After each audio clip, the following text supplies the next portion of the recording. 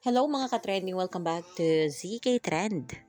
Belle, ito pala ang ginawa sa anak ng personal assistant niya. Noon pa man talaga ay malapit na ang puso ni Belle Mariano sa mga bata. Sa katunayan, sumali pa siya sa World Vision na kung saan nangangalaga, nagprotekta at tumulong sa mga batang lansangan.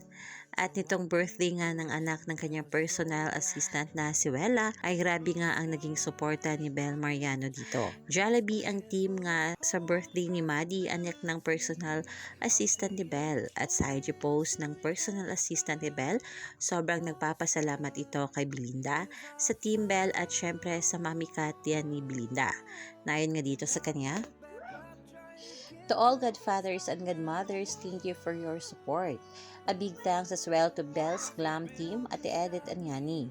Of course, to Belle, thank you so much for your help and the love you've shown me and Maddie. I pray for projects and opportunities to come your way. May you always remain humble and kind. And lastly, to Belle's mom, thank you so much for the help and care you're given us. Talaga namang nakakaantig ang kabutihan ni Belle na iniisip niya si Maddie na parte nga ng kanyang pamilya.